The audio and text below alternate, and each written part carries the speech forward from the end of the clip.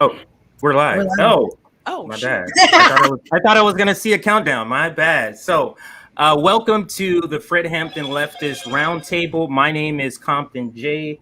This is another episode of our Roundtable, and we have a very, very special Roundtable today. We're calling it our mega live stream. We have more than just 6 Fred Hampton Leftists today.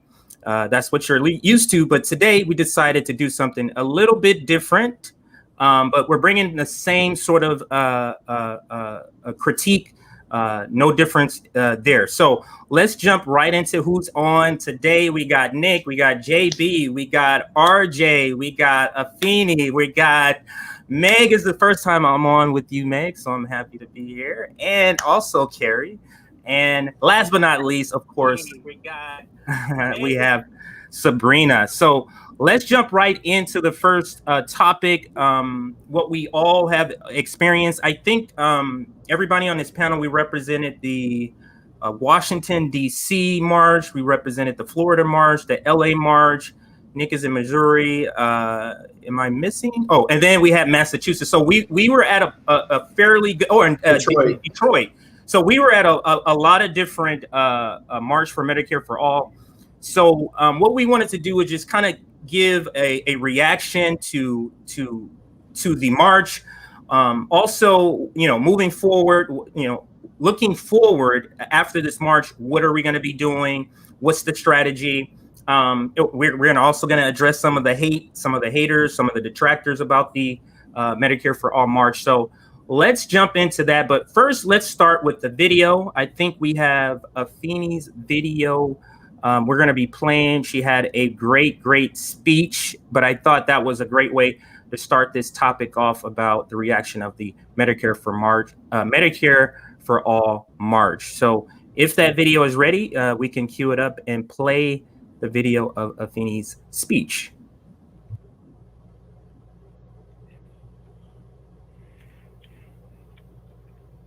If it's not, that's okay too. So let's talk about some of the marches. Let's go to JB first, since JB and Meg actually, since both of you were at the Florida March, just kind of give an overview of how the march was. Talk about you thought it was a success. Anything and everything about that topic. What are your thoughts? Let's start with Meg, and then we'll go to JB. You may want to go to JB first. My dogs are barking in the background. Hold on. No worries. Let's go to JB then. Okay. Yeah, so it was a very interesting experience. One thing I did notice at the march in Orlando, and Meg can definitely attest to this, I was the only speaker that wasn't running for office, which says a lot. But I did make sure that I put a lot of the people running for office on notice, that we were watching them closely. And one of the things that also was interesting is that we had a lot of people, a lot of workers driving by, honking their horns and solidarity with us, which is, I made a remark to Meg and I said, I love when workers stand in solidarity with us. I love the workers. And she was like, yeah, she said, I don't want to misrepresent what she said. She said, she said something really positive about workers. I'm sorry, Meg. I can't remember. I'm getting old. See the gray happening in my face. But yeah, basically meaning that, we always have solidarity with the workers. And you can see that, like, we had probably about 50 or 60 people at our march. And it was kind of surreal, because even though it wasn't like a BLM march, you could see the fire and intensity in everyone.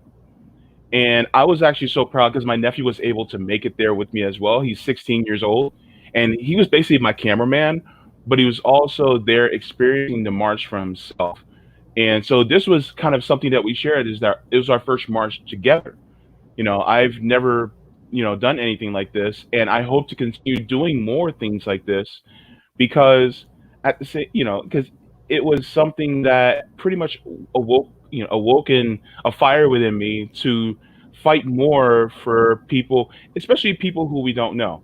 And I was able to do two speeches. One where we went to when we were at Marco Rubio's office, and then we went to Rick Scott's office, aka Fire Marshal Bill, because Rick Scott looked like Fire Marshal Bill. And so we spoke in front of his office as well. It was a really awesome experience. Awesome. And Meg, did you get your dogs settled a little bit where you can answer? What was your take on the Florida March? Yeah, they're all settled. Okay, great. So I thought it was a really good experience, and we got to meet a lot of really awesome watchers of FHL. Like, people, it was so funny because like they kept on coming up to JB after his speech, like, "Are you Jay Buffont from Hampton Leftists?" It was so cute because like JB had become like this minor Orlando celebrity. I absolutely loved it. But JB's absolutely right. I think what I said was like workers are a lifeblood or something like that. Yeah, something like that. Yeah. Yeah, I think that was it. But overall, like, I thought it was a really pleasant experience. And JB was right. Like, he was the only speaker who wasn't running for office, which was a little strange to me. I was actually supposed to speak. I had talked to Joy about it, but I guess there was some kind of miscommunication, so I wasn't put on the schedule, which was fine. And I'm not holding any kind of ill will. I know there will be future marches. I'm not holding any ill will about anything, because there will always be opportunities. But I think it was a really pleasant experience overall. We met a lot of amazing comrades, and JB, he held Ellen Grayson accountable on screen, and he just kind of slinked away. And he talked to Juan Paredes and Alan Ellison, which I still don't really trust that guy because he's from my district. So I'm still not quite sure how I feel about him. We'll have to get him on to actually talk to him. But yeah, I guess that's what I would say. It's just, I think it was a really pleasant experience, and we had a lot of people who were even driving by honking their horns in support of Medicare for all. So I thought that was great. I thought it was a really fun day. And I got to meet JB's nephew, which was awesome. So he was a good kid. Awesome. Well, it sounds like Florida was a great affair, a great march. I cannot speak for the Tampa march, though, because apparently Tampa, they were turning away communists. Communist regalia. So then let me be specific. Which march? I said Florida, but which march were you two at? They were in Orlando. The Orlando March. I'm sorry. So we're speaking of the Orlando March because there were more than one march in Florida. So that is true. So I do now have Afeni's speech queued up. So I do want to take the time to play that now. So let me set this up here so everybody can check this out. It's a beautiful speech, and here we go. Well, and as a Black queer person, as a Black queer activist, I understand that it is my right to survive in this country. So drugs that could possibly save my life and the life of others need not to be $2,000, but to actually be affordable or free like they are in other countries that actually care about their citizens. Yep. The U.S. has the highest infant mortality rate of any developed country. Shame. And guess what? Black women are 3 times more likely than white women to die on delivery tables while they deliver their babies. So guess whose babies are dying in this country? Black babies. Disproportionately. Guess whose children can never get to see the light of day, or guess who are getting raised without mothers? Our babies, because our healthcare system does not care enough to actually be anti-biased and to actually give us the healthcare that we need when we say that we're in pain. Yep. Talk about it. Our taxes fund abuse and bombing of innocent children in other countries, the destruction of our own finite planet, and it also funds all of these millionaires and billionaires' pockets who have health care that continuously tell us not to fight for it. That is where our taxes go. Fuck that. I am no longer paying for people's either do not care enough about my life to fucking defund the police. I do not care to fucking give you my tax dollars if you are not actually going to fund Black education. Hello. If you're not going to divest from the military, because goddamn it, they just got 25 billion fucking more dollars on top of $743 billion that they already had to destroy countries and disrupt governments that we do not fucking agree with, but we don't have health care. But we're asking for too much, for demanding our goddamn human right to live. Not to survive, but to thrive in the richest motherfucking country in the world.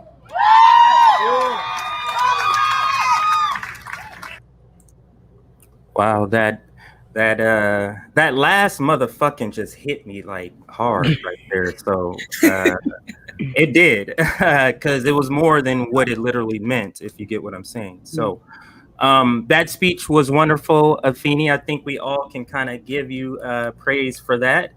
But let's go to you then. What was your reaction of everything? Your speech, the reaction to your speech, the DC march, just any and everything about that. What do you have to say about that? Well, I just want to say, this march was done like grassroots, like people, ordinary people. This was not done by a national organization. This was not done by ACLU. This was not done by DSA. This is not done by any of those lefty organizations that fucking pull all this money in from all these white donors. This was done by grassroots activists, organizers, some politicians that genuinely care about Medicare for all. And so I just want to say, first and foremost, this is the blueprint. We can start building power. We can start mobilizing. And, even though that shit was not perfect, there were kinks to work out. Now we know what the blueprint is. So what the fuck is the excuse now? Like, we can hit the streets. Like, we can actually start to escalate and organize outside the government. It is possible. Number one. Number two, the DC march was very, the video, there weren't that many people there yet, but I was the first speaker, and I think we were there for an hour and a half.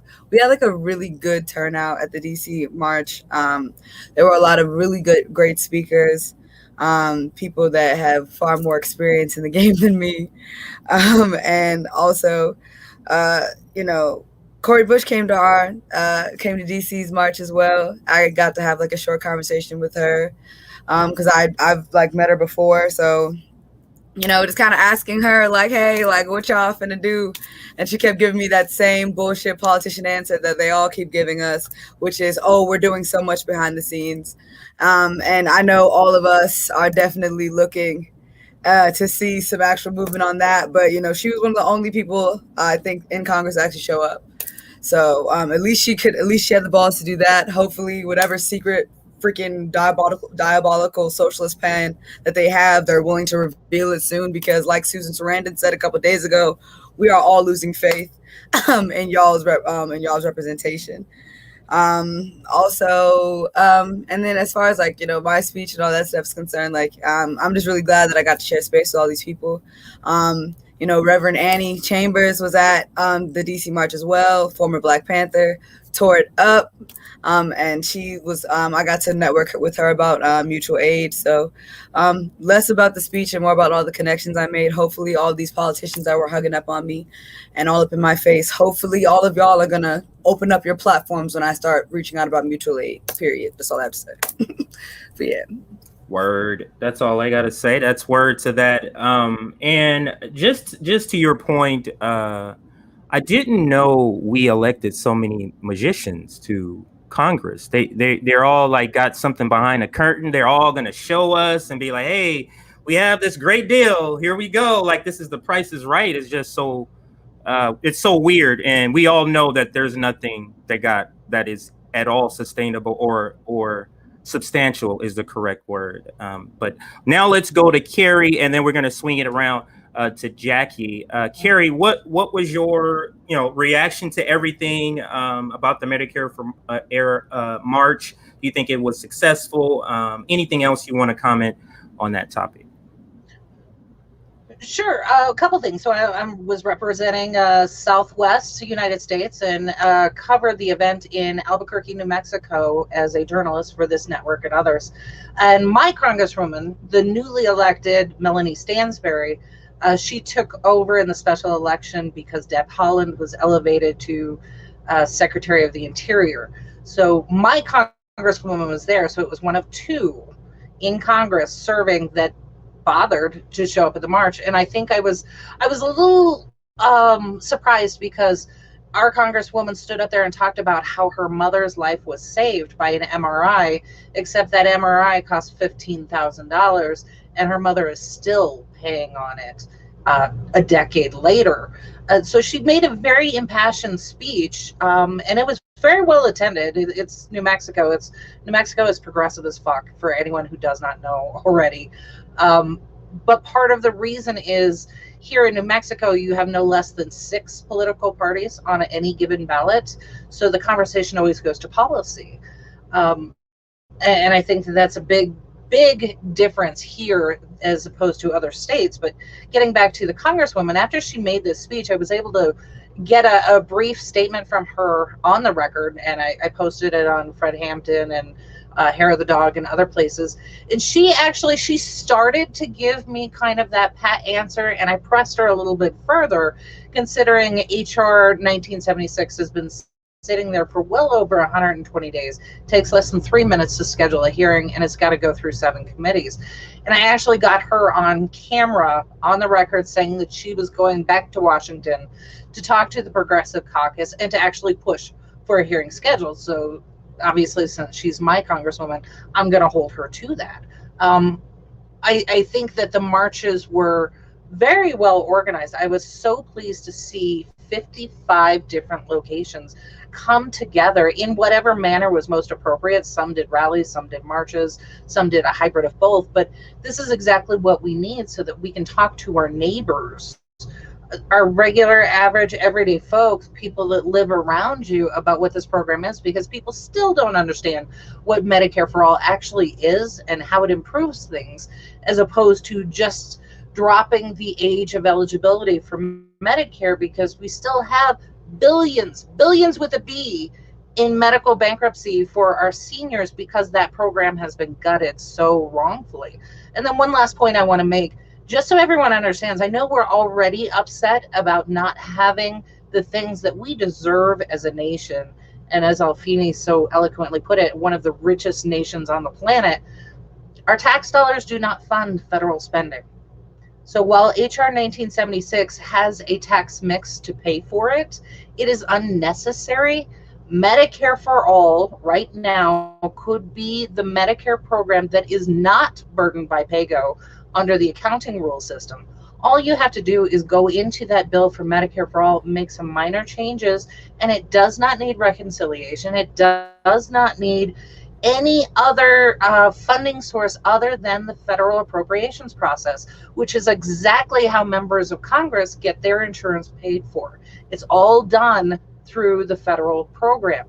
No extra taxes, no nothing. So, not that I want to add fuel to the fire here, but when you understand how that actually works and that it wouldn't take very much to get this done, it'll make you even madder than what we're going through right now. But I just wanted to put that point out there. So if you don't understand how federal appropriations works, or what those 2 budget items are on the annual bill, military spending's one of them, Medicare, and we call them social entitlements are the other. So make sure that you get a handle on that. So when you talk to your congressperson, you can push back on those pay-fors.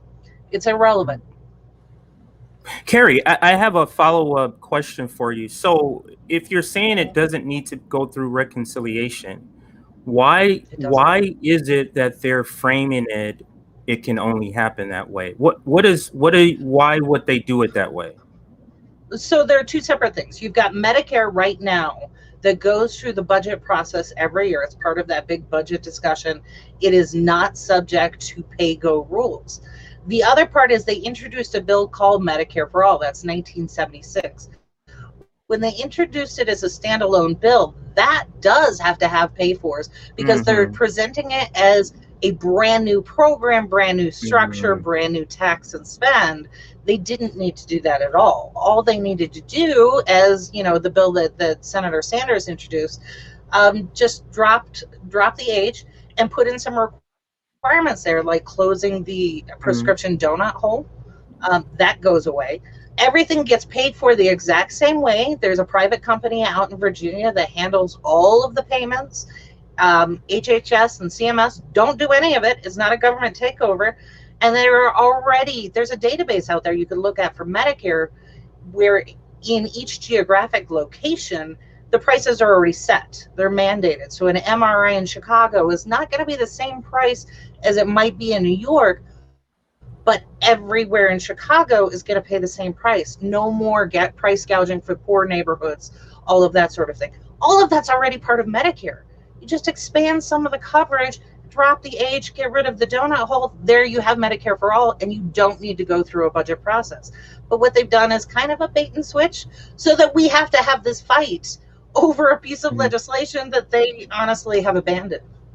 It sounds like the people who are saying they're for it are not really for it. It sounds like a shell game to me. Is that what you're describing? Because you get what I'm saying? Like, if all that needs to happen, that doesn't require all this pay-go, is to adjust the current Medicare system. Why? I'm sure they know this. Like, maybe we don't know this, and we're learning this from you. They know this. Yeah. So why would they not do it that way if they really want it? Unless they want it as an issue for support. And that's exactly it. It's all about political will. Does that make sense to anybody here? Does that make any sense at all? It made a lot of sense to me. That's what it is. Yeah.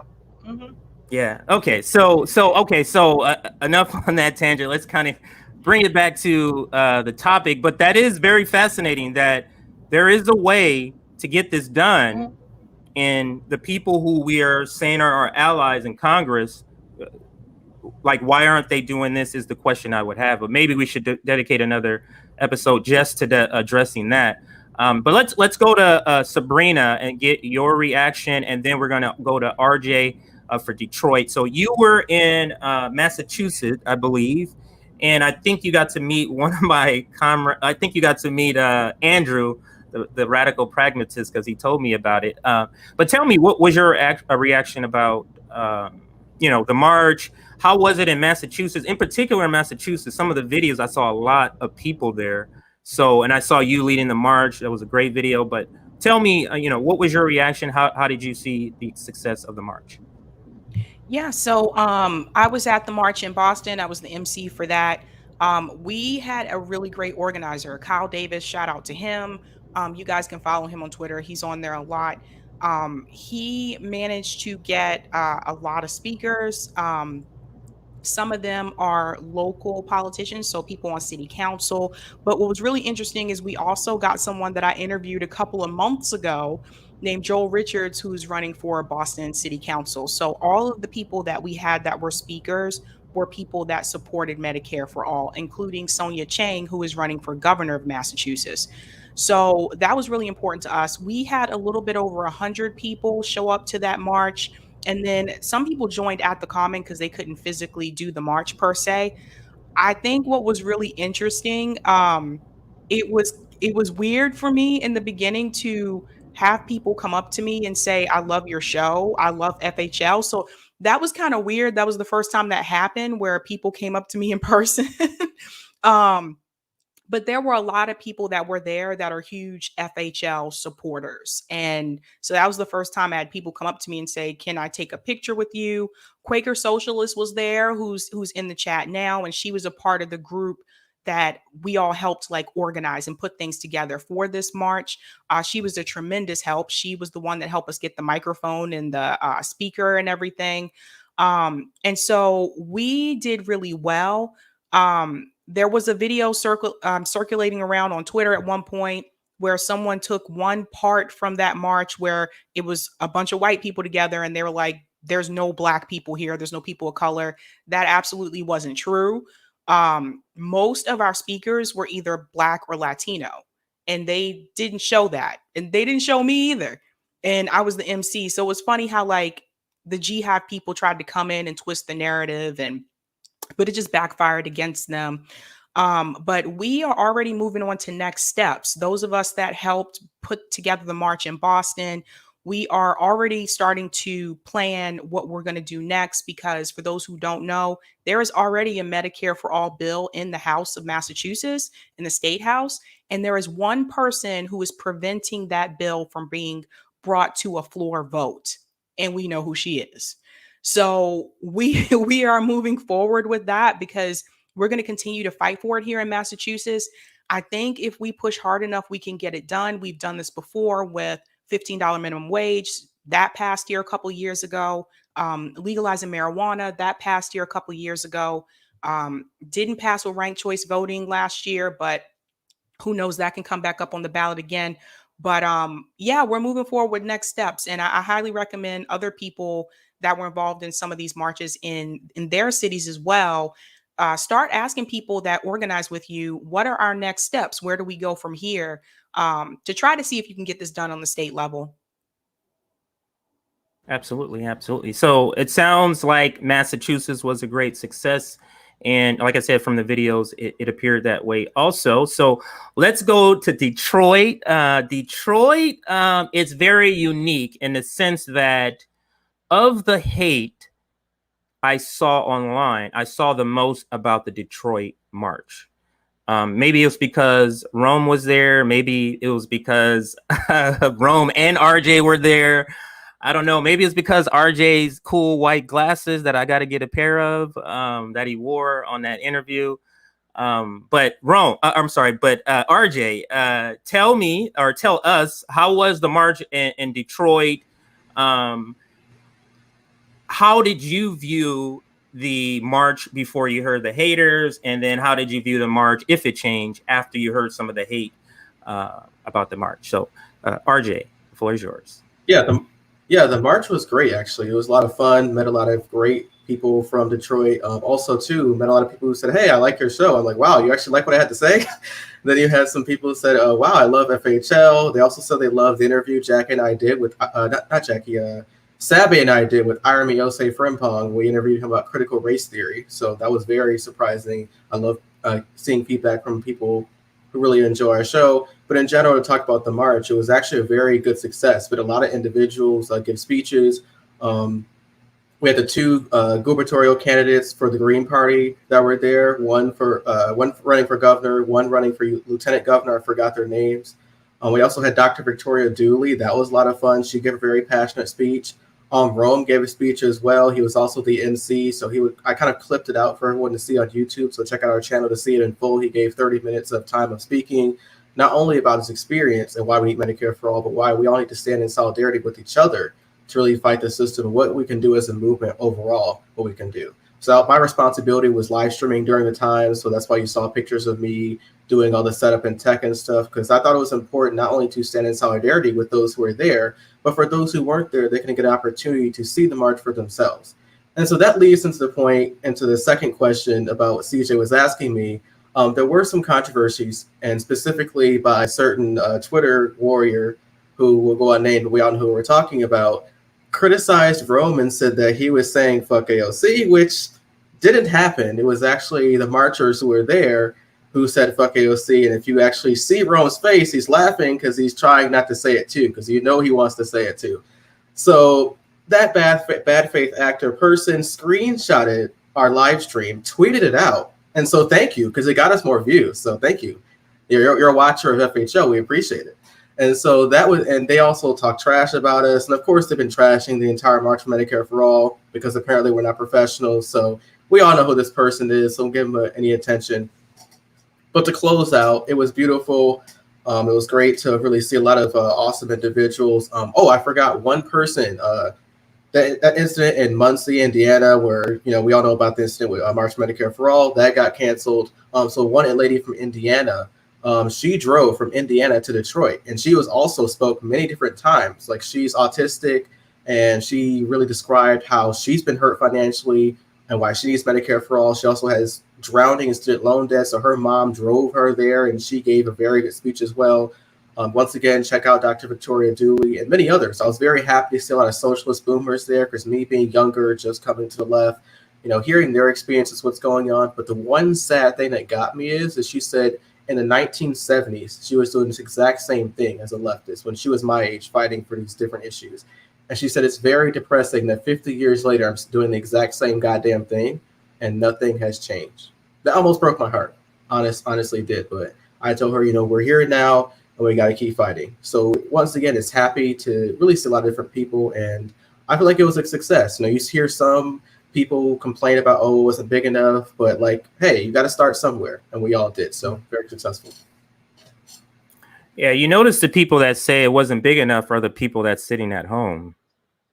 But I guess, that's, hey. All right, so let's go. Thank you, RJ, for that assessment of the march in Detroit.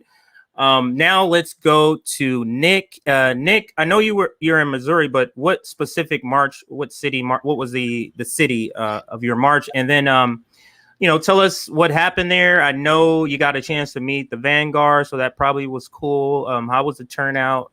How did you view it? What were your thoughts? Let me just address something real quick. If you're one of the people who are mad at activists for saying fuck politicians, you are a deeply unserious clown. Now, our argument is that Rome wasn't doing that. But if he was doing it, who gives a fuck? So if we donate our money and we donate our time to get you elected and you abandon the grassroots, who the fuck are you to tell organizers that they can't be mad at politicians? And people who's taking this argument seriously. And RJ has a good response to that. We didn't do it. I didn't even respond that way. My response was, if I wanted to have a speech at my rally and say, fuck Bernie Sanders, that's exactly what we're going to say. Because why were they at the march? There's a class divide on the left right now where you have privileged motherfuckers with health care who get mad at poor and disenfranchised people for not liking the politicians that they like. So why is this accepted on the left? People wondering why I'm going off on the Western left. This is why. This is why. There is no solidarity in this movement. So these privileged people, they see people get left behind. So if you don't support Medicare for all, how many people are going to die because of that? If you are not canceling student loan debt, how many people are living in poverty because of your decision?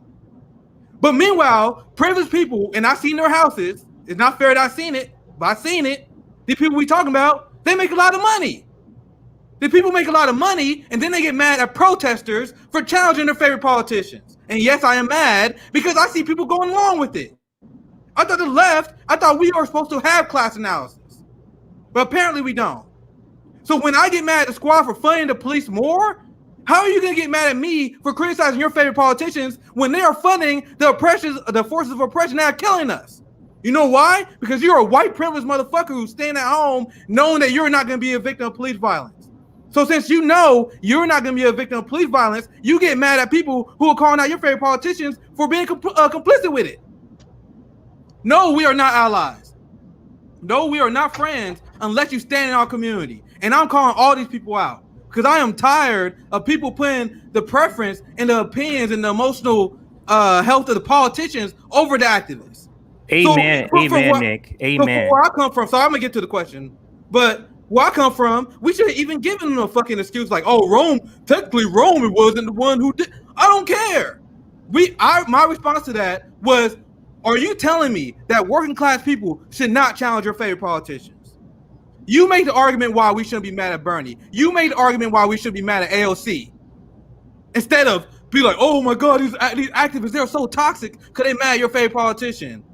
Fuck you. If you don't stand with my, I said it before on my show. I think it bears repeating. Fuck your unity. I want solidarity. Now, if you're okay with the squad funding the police more, that means you are not standing in solidarity with our community.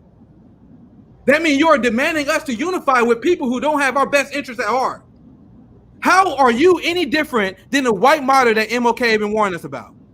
You are the white martyr MLK warned about. Geoff, Vosh, Humans Report, TYT, all these people who had anything negative to say about this march. You are the white moderate that MLK warns about. And yes, I'm calling you out because I see this class divide on the left. These Nick, same people, these Nick, same fucking. Sorry, go ahead. No. I want to jump in on that because I like where you have taken this. Yeah, open up to the floor. So we're not going to go away from this point here, and I'm not trying to interrupt you. I have a follow-up question for you, a follow-up point maybe, and I want you to elaborate.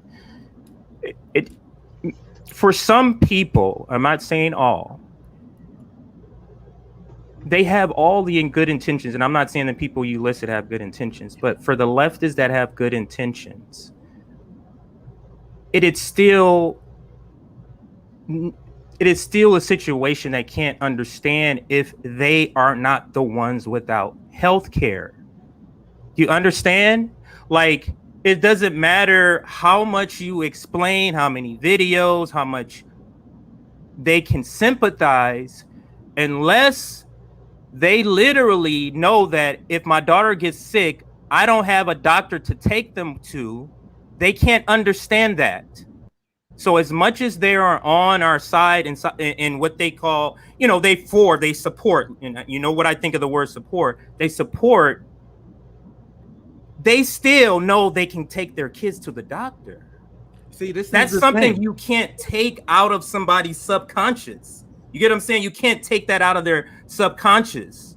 Like, we know, hey, I can't go to the healthcare. Like right now, I probably should go get a bunch of thousands of dollars of work of dental work.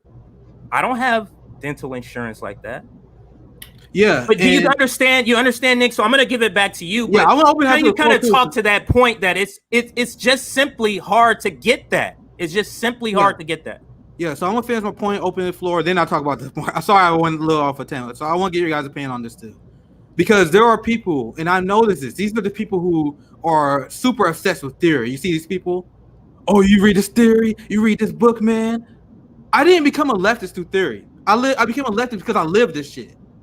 And there are people who they are so busy theorizing, they were like, oh, you gotta look at this theory, you gotta read what this person said, man. You gotta talk, you see what this person said? We gotta compare that to the other theory. Because it's just a game to them. It's just a book, it's just theories to them. Because at the end of the day, they'd be fine. At the end of the day, these people will be okay. So it's all about just theory for them. So they can't possibly wrap their mind around people like us, people who will actually die if these progressive policies don't get implemented, why we are so upset at these politicians. So it's literally just a class analysis that so many people on the left is not even acknowledging. They just say this is drama. Oh, there's left infight and there's a lot of drama. No, it's not. And I've been talking about this. The left drama is literally the people who are loyal to the politicians who are mad at us for calling the politicians out. That's it. If you don't believe me, name one giant left debate that started outside the guys of people getting mad because we criticize the politicians. Forced to vote, marching for Medicare for all, whether we vote for Joe Biden or not. All of these left divisions are caused because people are still in love with electoral politics in the Democratic Party, and they are mad at people who are not. That's it. What other divide is there? There's no other divide in that. I open up to the floor, and there is no other divide, Nick. And this is what I was speaking to a group of the podcast on a Populist Voice when we came up with the new name for this show, is that what you're seeing is the new left emerging. The old left are people who are fine with teaming up with the Democratic Party. The new left is saying, fuck that shit. No more of that. No more. That is over. Yeah. And that to me is that's what you're seeing happen. This diverging, like, we don't believe the same way here. You theorize about the things that I'm living. You're theorizing about it and I'm living it. So I get your point, but let's open it up to the floor. I think we covered everybody with the basic question. But let's talk about what Nick is talking about. And then we can also interject some of this because it's along the same lines as some of the hatred that some of the Medicare for Art March started. But let's go to Afeni first, then we'll go to RJ, then JB. What are your thoughts on just, where this conversation has gone, what Nick has said, the hate about the march, and then just the plight of those leftists who have lived these things that some leftists theorize about, Afeni? So, I watched Crystal Ball, interview Bernie, right?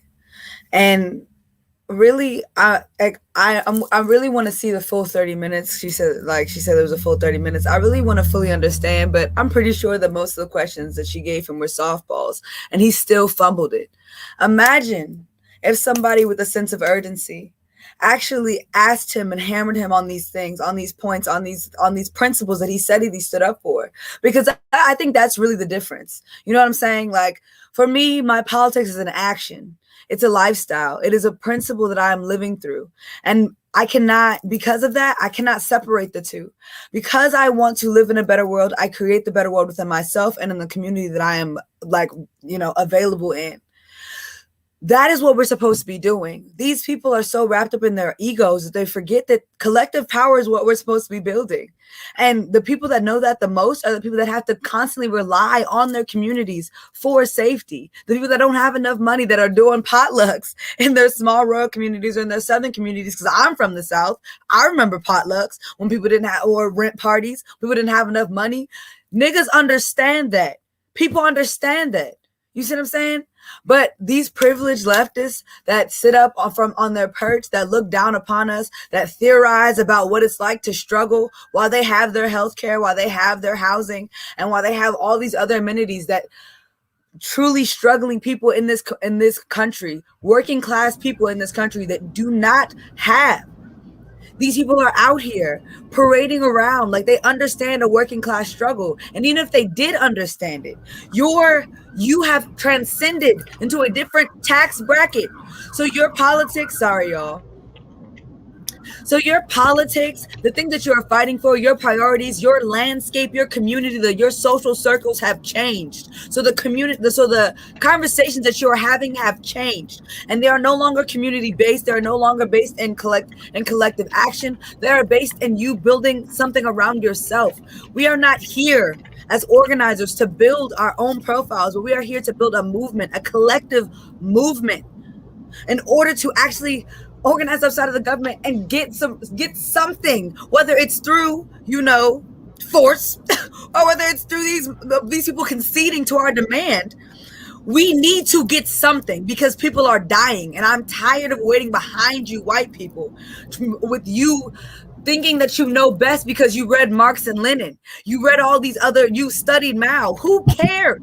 My life radicalized me. As a Black queer person, I'm radicalized through that. That is my theory, my experience. So until you understand that, and you understand that you need to get the fuck out of the way, we will continuously have these conversations. They will continuously punch down. They will continuously punch to the left because they are scared. And until they stop being scared of change and of actually giving up their privilege, we will continuously have these fights. I'm tired of fighting with y'all. I'm about to move around y'all. Y'all about to get the fuck out of my way. Because my survival is not going to be contingent upon people that do not understand and respect my existence. Hell no. Move, bitch. Get out the way. Get out the way. I'm reminiscing of that song when you say that, because that is absolutely how I'm feeling. It's like, listen, either you with me or you're in the way. And if you're in the way, move out of the way now. Because either you're an obstacle to my life being better now, not a theory of people's lives being better. You get what I'm saying?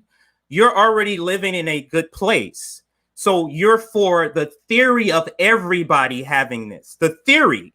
It is not going to, we're talking about affecting lives today, affecting lives now. This is the reason why I'm so critical of Bernie Sanders. This is the reason why I'm so critical of the squad and AOC, is because all of this kowtowing, all of this like, oh, let's unify with people. How does it make sense to unify or join a party who's against Medicare for all, who's against a living wage, who's against ending qualified immunity? So my question to people who want to join the Democratic Party, for example, is this. How do you think you're going to get that through a party that doesn't want that? You tell me how that makes sense. And the analogy I always use, it'll be like saying I'm an abolitionist, right?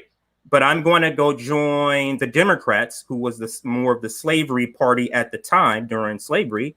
I'm going to go join the Democrats in order to abolish slavery. What sense does that make? What sense does it make to do that? What sense does it make to join the Democratic Party when they want to fund the military industrial complex that is killing Black and brown people all over the world? And that's just the broader concept to me. It just doesn't make sense. But I'm going to toss it back to the floor. I want to go and pick up, who did I say? I said RJ, and then we're going to go to JB. What is your reaction to the topic, to what Afeni said, to what Nick said, just in general about this divide between people who call themselves leftists, and I like what Nick says. You call them, it's like theoretical leftists, and then you have lived experience leftists. So we're all come to the same place, but we've been brought here by different means. Yours through the means of thinking, through theology, or not theology, but through the philosophy, and ours through the means of living. So RJ, what is your experience? What are your thoughts on this topic? Anything you want to address? Okay, so first off, before I give my comment, there was a comment in the chat which I really liked. It says, "Action without theory is blind action, and theory without action is dogmatism," by Ho Chi Minh. I think that's a very good question. So if you are one of those theory leftists that disagree with the actions of those who are out there marching and protesting in terms of how they create their organization or in terms of how they're functioning down the stream, well, give your advice and show up with them in solidarity. Give them some tips they may not know, but don't just slander and smear and talk shit about them behind the scenes and not help out. Like, that's pretty foul. That's not fair, right? And so a lot of these people who were out there marching and protesting, they do have tons of experience. And if they don't have any experience, they're trying the best they can, doing what they can do. And the whole point, too, of these marches is to make connections. Because you can meet some people you may not be able to meet, because not everyone has Twitter, not everyone has as means of social media. But if you can get someone's phone number or say, hey, let's get a coffee and have a conversation, you can make those type of connections you wouldn't make otherwise. And a lot of these like slanders in terms of like those who are theorists and those who kind of disagree with the actions of the organization at the top, or even some people who are just the activists. Like, you hear a lot of these from like DSA people, and my DSA friends are going to kick my ass, but it's okay. But like, the argument a lot of them were making is that they didn't have the type of experience, or they didn't really understand like how you can create an organization or which people to work for, or they didn't like the certain actions that led up to the march. And it's like, what the fuck? Like, I even told them, like, if you didn't like it, say something and help out. If you're not going to help, you're going to sabotage, that's not a good thing. You're being against the movement. Like, that's not fair. And like, what I tell these people too, who are DSA people, who are in the city or statewide DSA, when you make these arguments against a march like for Medicare for All, you're only making the argument against DSA stronger. Like, many of those people now have corrected their attacks against DSA, saying DSA is good in terms of city and state, but in terms of national, it's pretty shitty. But when you make these bad faith attacks against a pretty local March for Medicare All event that started with only 50 events, you're only going to make their hatred for you even stronger and make your own arguments even weaker. So that's why I say, when you have certain events like this for March for Medicare for All, or any type of policy that you want to have a march for, either put up or shut up. Like, I would rather you not say anything at all and not hurt or help than you say something and deter someone else from not going. Because I've seen a lot of people do that with these bad faith arguments. So that's what I have to say on that. And I'm done. Like, put up or shut up. Absolutely. I mean, I agree with that sort of sentiment. Like, you know, if you don't like this solution, tell me what yours is. You get what I'm saying? So let's go to JB. Same sort of question. What do you think about all of this divide between left and right? If you want to throw some Medicare in there, you can do that too. What are your thoughts, JB? Okay. So when you look at a lot of the people who are against it, and like we said, that a lot of them are actually privileged in some way, or they perceive to be privileged in some way. To the privileged, you have no sense of urgency because there is no emergency. I'm going to repeat myself. To the privileged, you have no sense of urgency because there is no emergency. There is an emergency. So therefore, we who are underprivileged have a sense of urgency. And the fact that they are trying to say, oh, this isn't correct. You guys shouldn't do this the right way. You guys shouldn't be out there like this.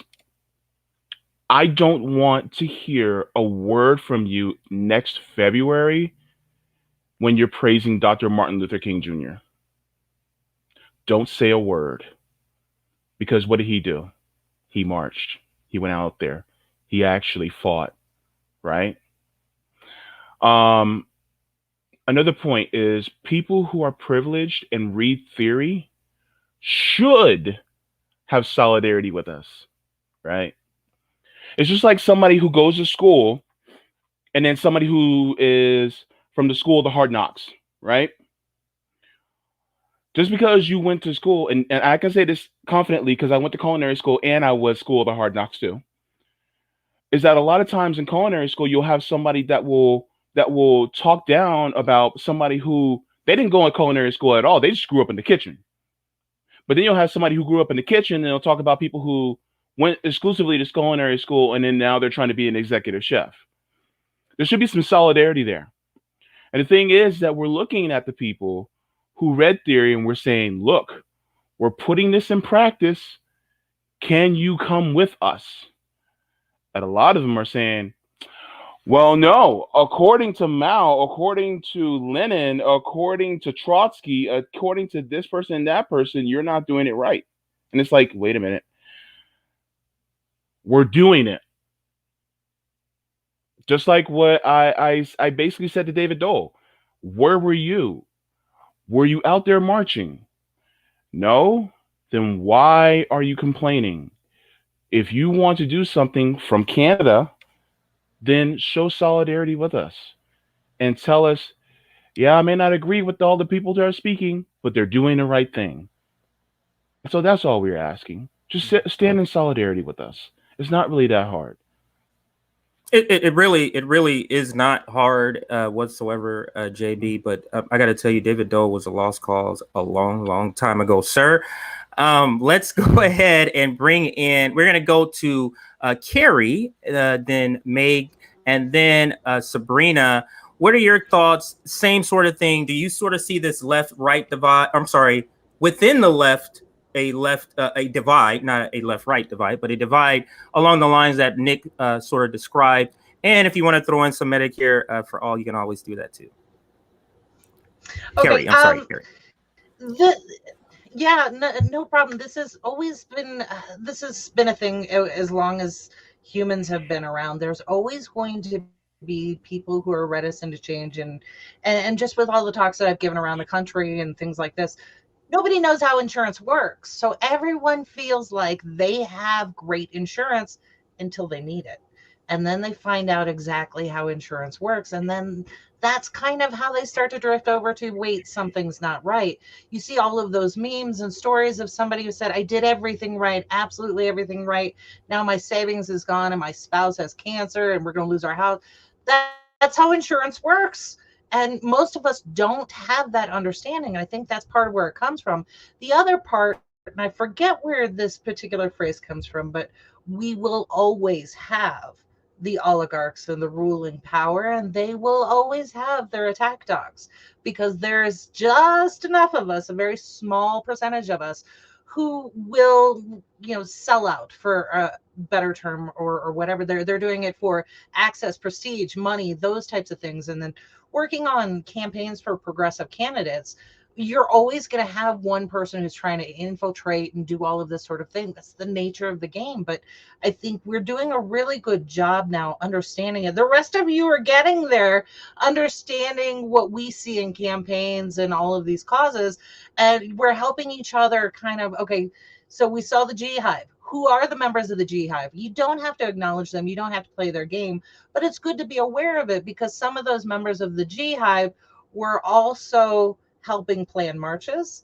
And what were they doing? Let's remember that the grand poobah of the G Hive was responsible for Bernie's campaign in Miami. And the result of allowing that person to stay in that position by not identifying who they are, Bernie almost did a negative in Miami. Miami, and that's all because that person did what they were supposed to do: disrupt, agitate, all of these sorts of things.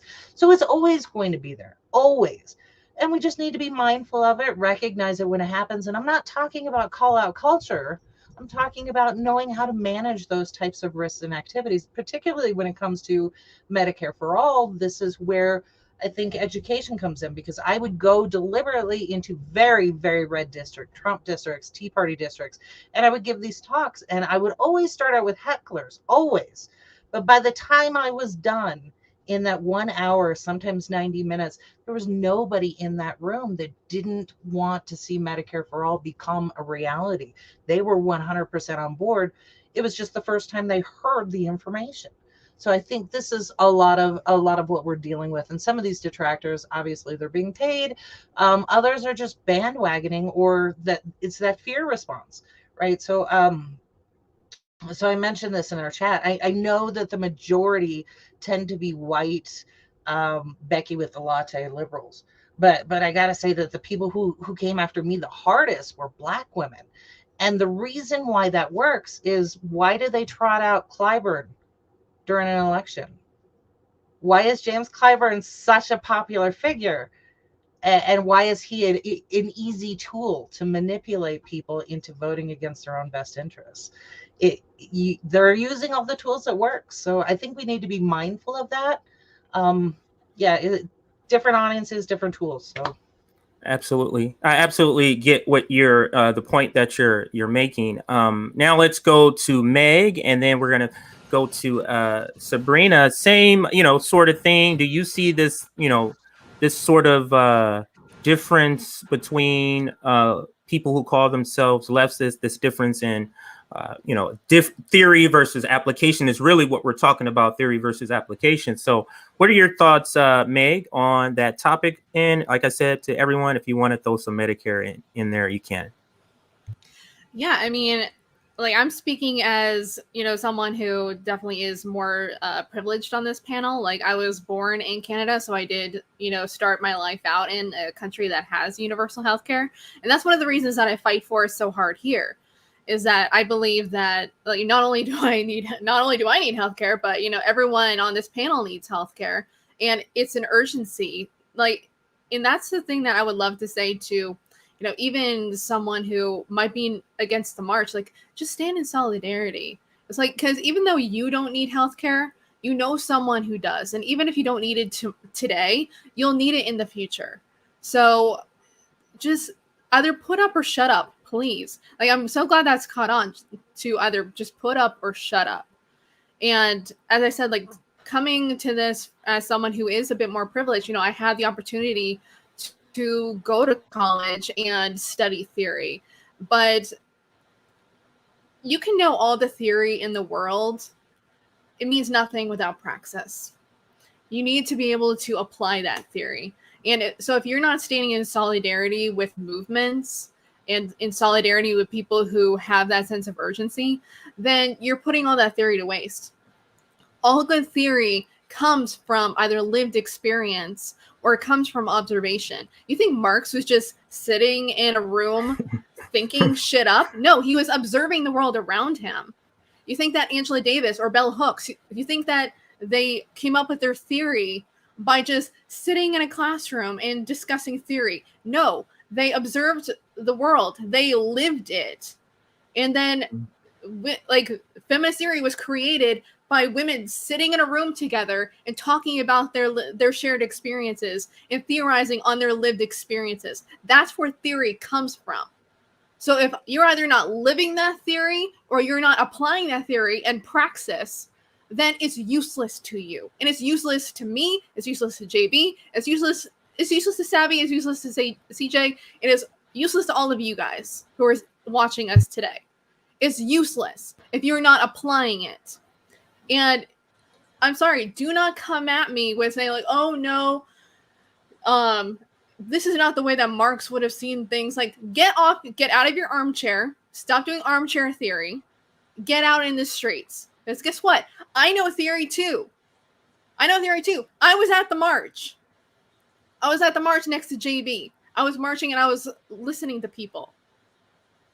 Get out of your little echo chambers and talk to people. Talk to people in real life.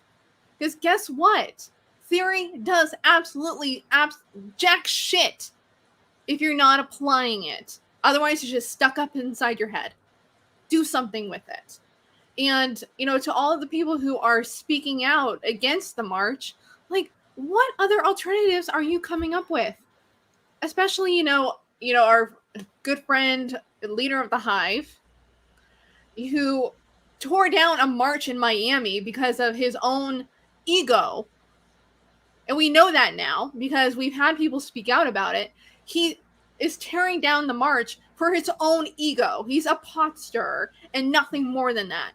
He is a serial harasser. That is all he is good for, and he should be ignored. So, like I can't continue to say, and I hope this continues to catch on, put up or shut up. Because I don't see any action going on down in Miami. In fact, I hear that there's a lot of action that's not happening in Miami because of these people. So, as I continue to say, put up or shut up, because it's not doing any of us any good for you just to sit around and tear down other people who are doing things and not doing anything yourself. You're not an ally, even if you think you do. You may say that you support these issues, but unless you're actually doing something, you don't support us. You're not an ally. Get out in the fucking streets, organize something yourself if you don't like the way that other people are doing it. Exactly. Like, nobody's stopping you from organizing your own Medicare for All march. You can organize your own. Say, hey guys, you know, I'm not going to be with you on that one in July, but we're going to do our own thing here. So if you want to join us, we're doing this. I mean, that seems like a good solution. And then I like what you brought up, Meg, and that's what people who quote theory need to understand. What do you think theory came from? It came from observing actually what's happening. And the other thing is theories change over time. They can change over time. The other thing is theory is not fact. So you bringing up a theory, which is simply an opinion that has some evidence behind it, it doesn't make it a fact. And then the last point I like to say is all of these theories didn't have one thing in common, and they did not have part of their formula, Black people. So really your theory, who cares what your theory is, because it didn't involve the inclusion of Black people. So I don't care. We're talking about like Angela Davis or something. Exactly. Yes, exactly. I'm talking more of I'm talking about people that lived, you know, decades ago. So let's go to Sabrina. She's going to bring us up with her take on, you know, I know you see this a lot. I'm not sure. I think you actually did a video maybe similar to this topic on your own show where, you know, you're kind of just talking about this divide between left and right. You just recently did a episode on your platform where it was labeled The New Left, and you kind of sort of similarly talking about this same subject of this divide that's happening. What is your take on it, Sabrina? Yeah, to JB's point, JB mentioned David Dole, and the question that I have is, why are people listening to Rational National about how we should fight for healthcare in this country when he lives in a country where everyone has healthcare? This is how far this has gone now. No one's stopping and thinking about that. He doesn't have to fight for it because where he lives, everyone has it. So this goes back to what JB was mentioning before about people being comfortable. He's comfortable. So it's easy for him to sit back and say, well, these marches are ridiculous and this is not the way you go about it. But let me tell you how this would have been different. Had these marches been organized, let's say not by everyday activists and organizers, everyday people like me and you, had these marches been organized by someone from the Squad, Nina Turner, he would have been 100% for it. And that is the problem that I have with this old side of the left. It seems as though if you're not doing something or fighting for something through electoral politics, they want no part in it. If you're not doing something or fighting for something and it's being led by someone who is, you know, not a public figure, they want no part in it. When it's everyday average people trying to get these things accomplished, all of a sudden they find all these negative things to say about it. You heard what Jeff Campbell said on Twitter, that he wanted to organize marches that had professionals, not mentioning the fact that there were doctors, there were politicians involved in these marches that were speakers as well. So when Nick brings up the class divide that we have on the left, that is very true. Some of these same people who told us to go out and vote for Bernie Sanders, and I did vote for Bernie and I supported Bernie, they were talking about Bernie's message with the working people, bringing the working people together. But they're not even practicing that same message that they were preaching to us. A lot of these people, Crystal Ball, Cenk Uygur, they don't even interact with everyday working people. Like Meg said, they stay in their circles, they stay in their bubbles. When they have issues that they talk about, like, for example, you're talking about Medicare for all. You're talking about people who have gone without health insurance in this country. You never see them bring on anybody who has lived without health insurance. You see them bring on someone who wrote about it, just like Meg was saying.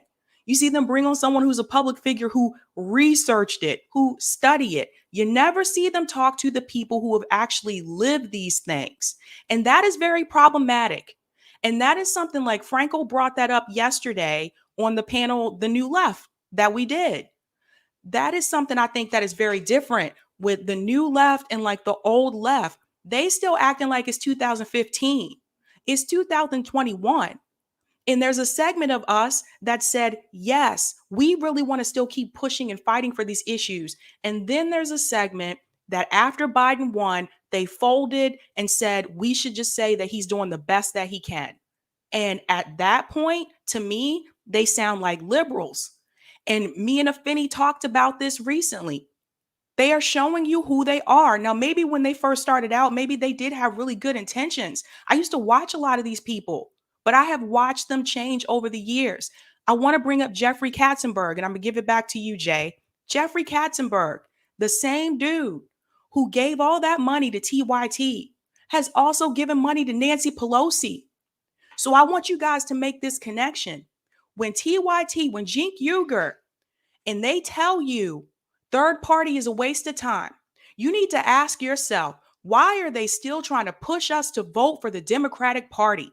Why is it anytime we bring up another option, why are they always against it? They are just as bought and paid for as some of the same politicians that they complain about.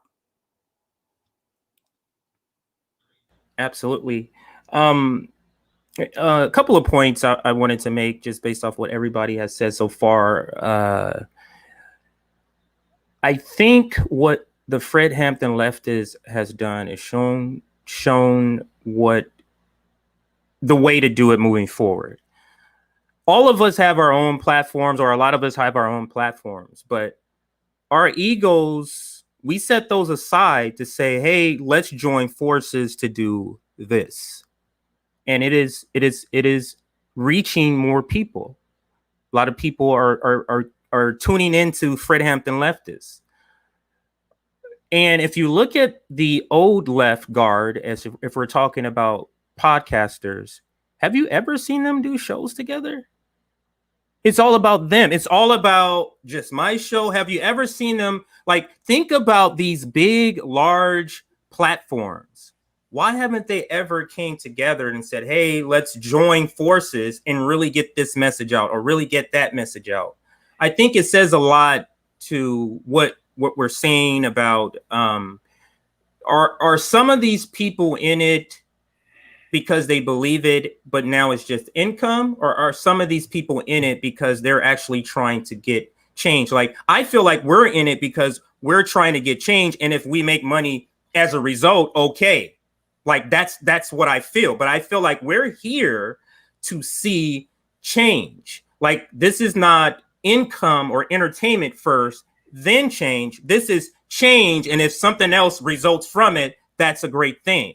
And that is part of what I'm saying, is part of what the new left is. And I think what we're seeing, I said this before, is we're seeing a separation of that. We're seeing a separation. So get ready to, maybe we're going to be called something else. Maybe we're not going to be called leftists anymore. Maybe it's going to be changed to something else. But Can I right now? Go ahead. Jump in there.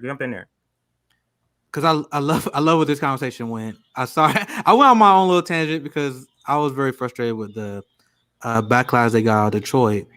But the reason why this divide exists is because, and I think I made this mistake as well, I think we thought our movement was bigger than it actually was. I think we need to have this conversation. So when we saw Bernie Sanders get around 1/3 of the vote, when we saw him have them massive rallies, I think we didn't make the calculation that there were a lot of liberals who just wanted healthcare.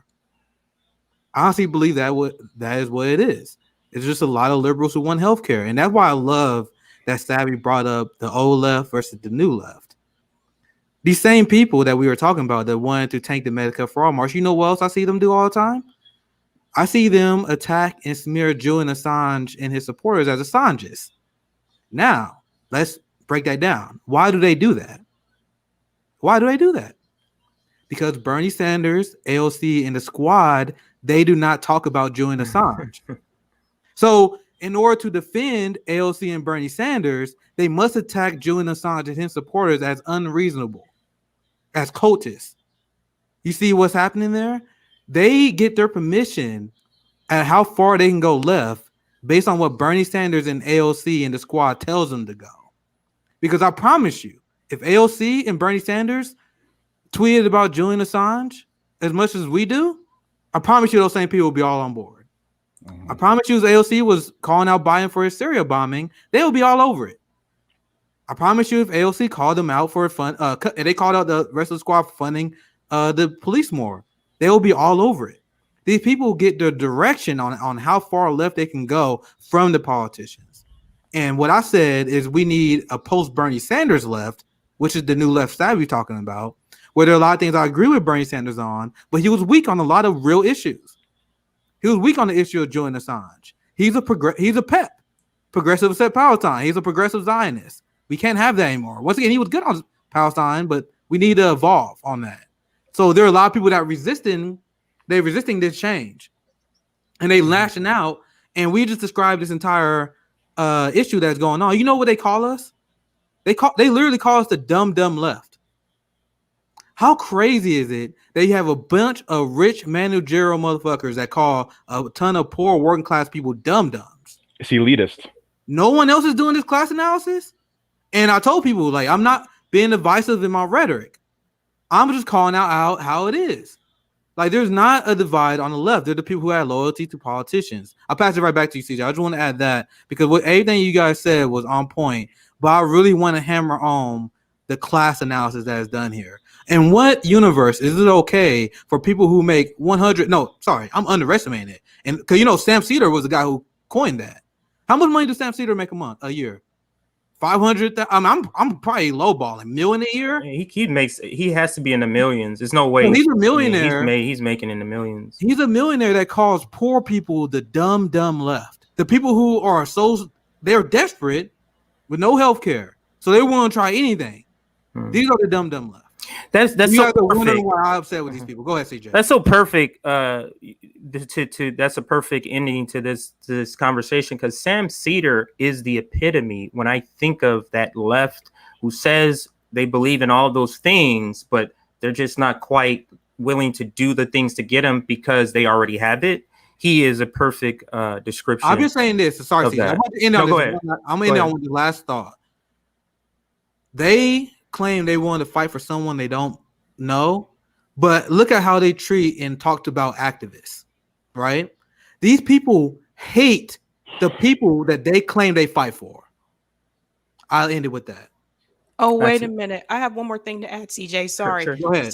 Someone put in the chat they came together for Force the Vote. I just want to point out, not really, because even for Force the Vote, there were people with big platforms like David Dole who said that they didn't support the idea and they didn't want to be involved simply because Jimmy Dore was involved. That's what I'm telling you. Some of these people, if they really that wanted is to so fight, unserious. You're so unserious to say that. That is just ridiculous. That's ridiculous.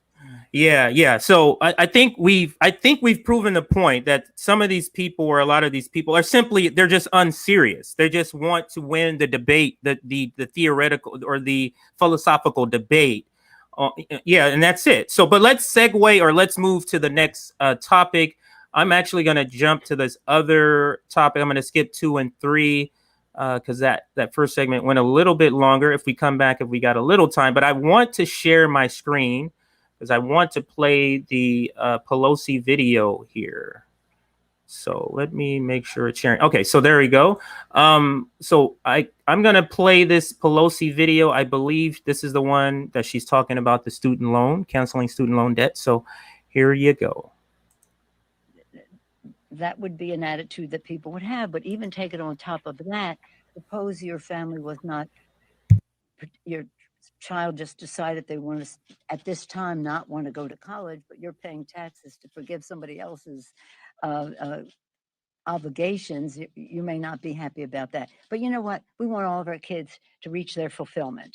To the extent that they want to go to college, we do not want them to be prohibited from doing that for financial reasons. I've had high school students come in here and say with their grades, they're able to be accepted in the Ivy League here and there, but their family's economic situation does not enable that to happen because they have to stay close to home to work, to be part of the family situation. So what we'd like to do is have an economy that is fair, that gives opportunity and does not hold anybody back because of financial reasons. And again, how some people may view the relieving people of this obligation has to be viewed in a fair way, where we have something that gives opportunity. That's the big word, opportunity.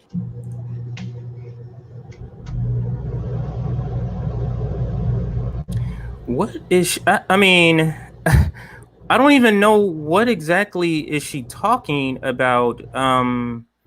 So what I'm gonna do is go around the room and see, like, just based off what she says, what did you get from it and what is your assessment? I'm gonna start with Sabrina, then Afeni, then Carrie. So Sabrina, you watched that, and we've all seen the video.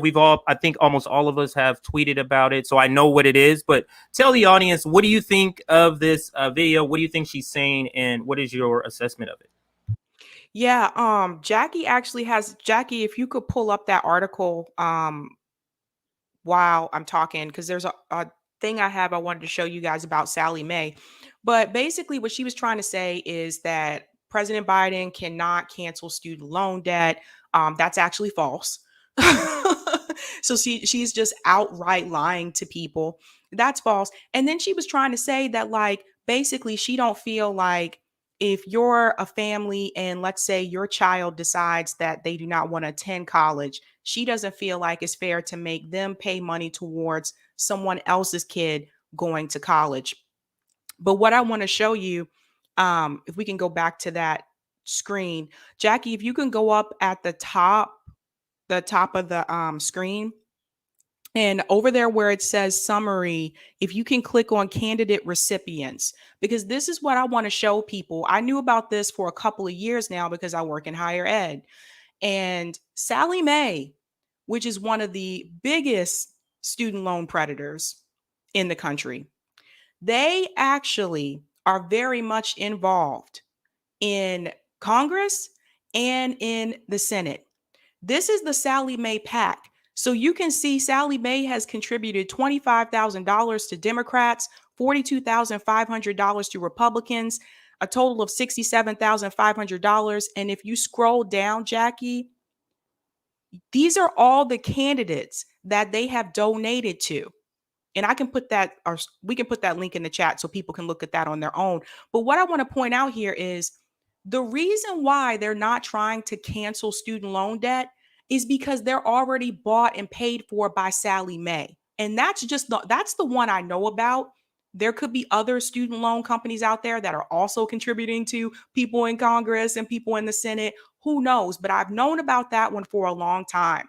And I've also known that Sally Mae has made a point to let people know that they have representatives on the Hill that make sure that predatory lenders like them stay put.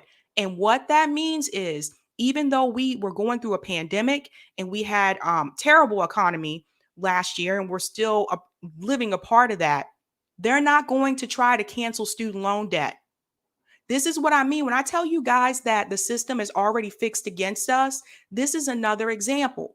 This is why when people say things will change depending on which Democrat we put in office, put in a new person, put in a Justice Democrat, is not going to change if you keep operating in the two-party system. Look, Sally Mae's giving money to both, to Democrats and Republicans.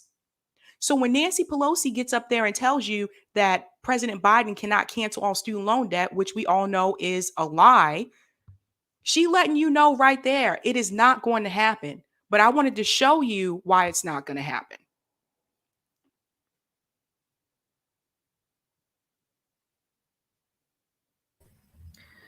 Nancy Pelosi is honestly the worst.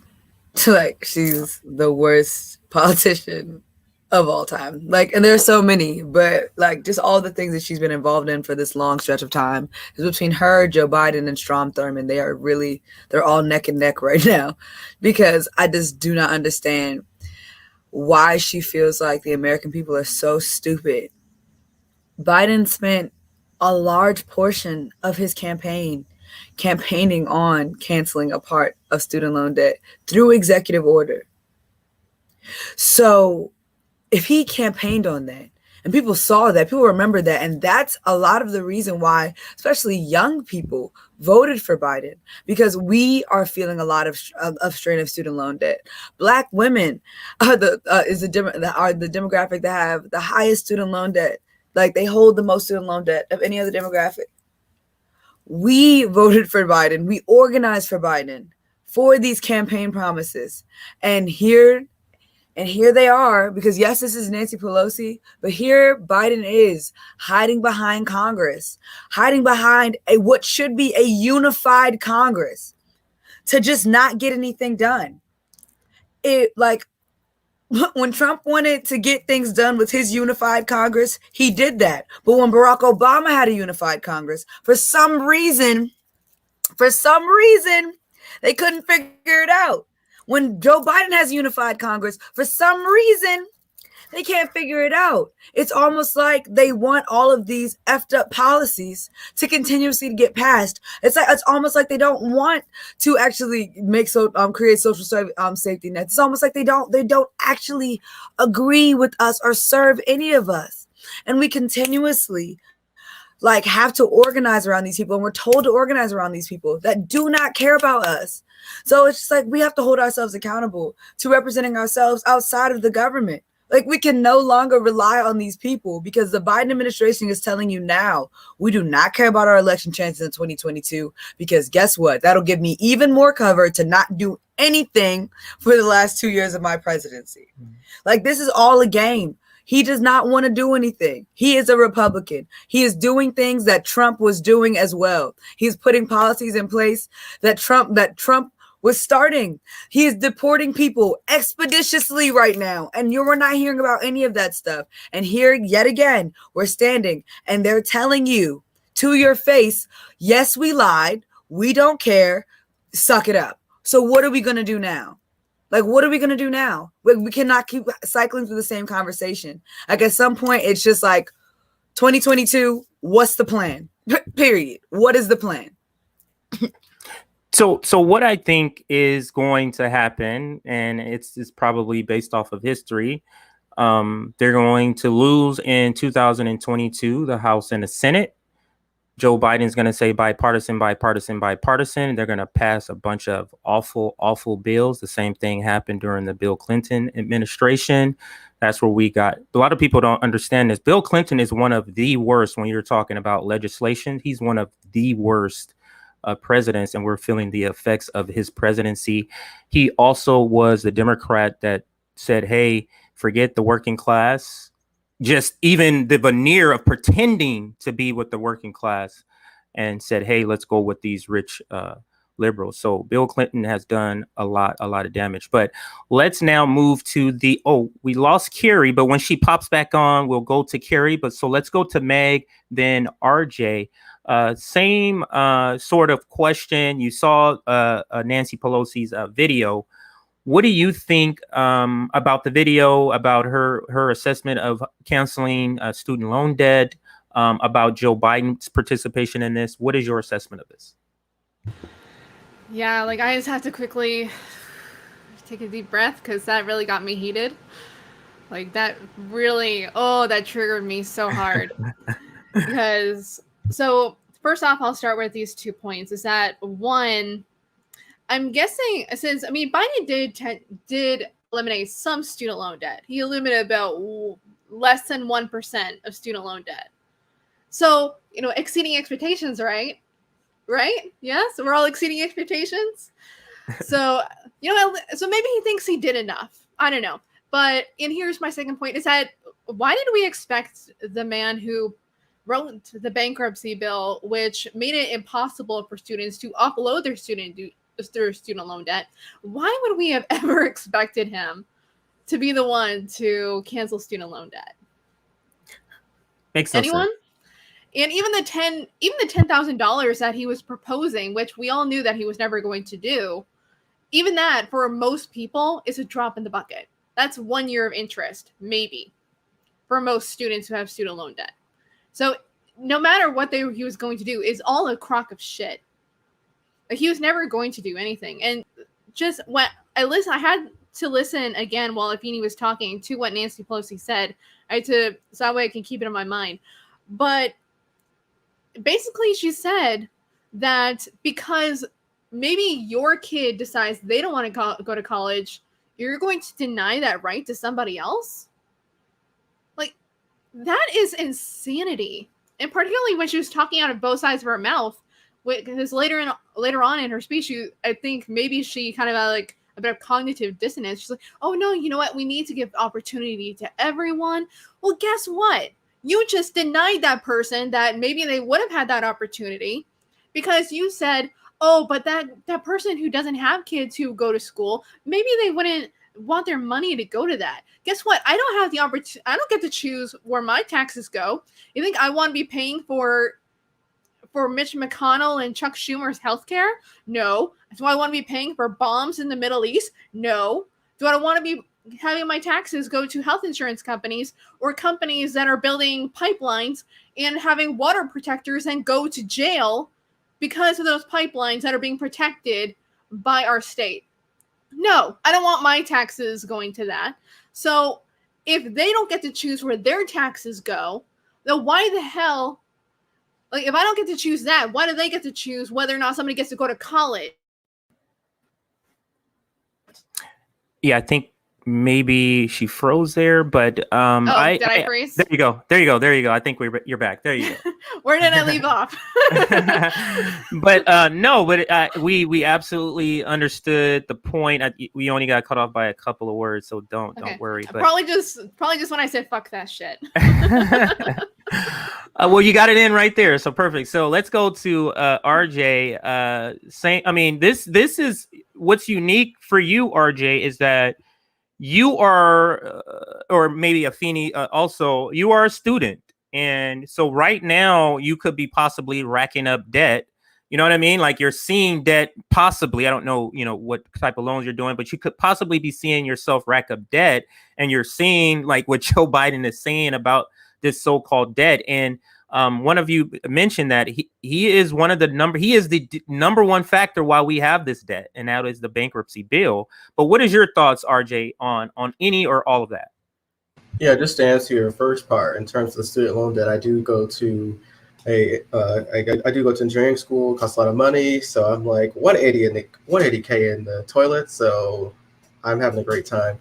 But like, I put out a tweet the other day. I said, not only does Nancy Pelosi continue to reveal herself as a Republican, but progressives, well, air quote progressives, are fighting against forced vote people tooth and nail not to force the CPC, Congressional Progressive Caucus, to get any concessions for their vote. Not only do they not get anything, but they vote a Republican in like Nancy Pelosi. What fucking cucks. So this goes back to the talks of during like the forced to vote era of like even the debate of voting in Nancy Pelosi to get these concessions. Not only did you not get the concessions, but then you vote in a Republican who you were raving about, that some forced vote people were saying, oh, if you don't vote for Nancy Pelosi, Kevin McCarthy. But you kind of got Kevin McCarthy anyway by voting for Nancy Pelosi, because every single time she mistakenly, well, she's not mistakenly saying this, she's actually revealing herself. But it just reveals to us that, wow, we were right this entire time and you were bullshitting us. So that's kind of how I feel about that. Like a lot of young people my age that do have a lot of student loan, this is something that's existential for us. This is actually hurting generational wealth, because if you're luckier, like me, who have parents who have these type of saving and stuff, that's not going to be going to you to give to your kids to prosper. That's giving to the other elitist institutions to pay off my shit, and then I don't have anything else to give to my kids. So that's what's really fucking up this situation as well. And even if you're not lucky like me, it's going to put your family even a bigger hole. So that's what's really scary about this situation. The whole clip with Nancy Pelosi, like, she just pisses me off every single time I read it. This is all on them. This is all on the CPC, the Congressional Progressive Caucus. This is all on Pramila Jayapal. She's the co-chair. This is all on fucking Mark Pocan. I don't know why the squad, since they're more popular than them, say, hey, fucking kick rocks, but they obviously agree with them because they're much better bullshitters. So yeah, that's kind of all I have to say about that in terms of that clip. It's just depressing, and it really makes it, and it really hurts the morale too when you have young people like me coming up, and like the squad is always silent, or they allow this shit to happen. They're strategically bankrupt, and then you have Nancy Pelosi make those type of statements. So, and also too, it just continues to fearmonger the right-wing talking point of what she said. Basically, any Republican will say, "Oh, what about the people who don't go to college, have student loan yet? Like, that's going to affect them and their tax dollars." It's just like, wow, that's real cheap. But that's just all I have to say. Yeah, it's weird how they don't apply that concept to anything else, but when it comes to helping working people, like all of these things, the pay this, that only applies to what it helps to, anything that helps us, and the same thing in this instance. So great point, RJ. There goes Carrie. So Carrie, we're gonna go to you now, then JB, then Nick on the same topic. What are your thoughts on Nancy Pelosi's comments on canceling student debt? Any or all of that? Carrie, you have the floor.